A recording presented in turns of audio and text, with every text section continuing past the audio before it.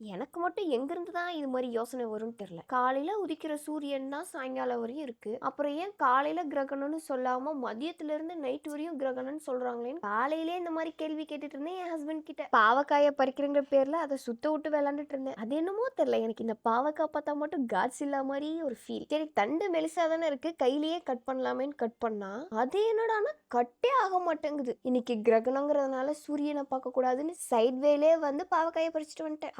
ஹாஸ்பிட்டல்னு அலைஞ்சதுனால செம்பருத்தி பூ சூப் குடிக்க டைமே கிடைக்கல. இன்னைக்கு தான் சூப் குடிக்க முடிஞ்சுச்சு. கிரகணங்கிறதுனால இன்னைக்கு கட் பண்ணக்கூடாது, குக் பண்ணக்கூடாது, வெளியே வரக்கூடாதுன்னு ரூல்ஸ் மேல ரூல்ஸா போட்டிருந்தாங்க. நல்லா ஒரு 4 மணி நேரம் தூக்கத்துக்கு அப்புறம் விண்டோவை பார்த்தா சூரிய ஒளி பாருங்க எப்படி இருக்குன்னு. ரெஸ்ட் ரூம் வேற கண்ட்ரோலே பண்ண முடியல. அதனால பெட்ஷீட்டை போட்டு சுத்திட்டு மூஞ்சி கொஞ்சோண்டு தெரியற மாதிரி போயிட்டு வந்தேன். 4 மணி நேரம் எதுவுமே சாப்பிடாம நான் விரதம் இருந்ததுக்கு பலனா எங்க அத்தை சிக்கன் பிரியாணியும் ஒயிட் ரைஸ் சிக்கன் கிரேவியும் செஞ்சிருந்தாங்க. நான் போயிட்டு நான்வெஜ்ஜை சாப்பிட்டு இந்த விரதத்தை கலைக்கிறேன். அடுத்ததா ஒரு வீடியோல பார்க்கலாம்.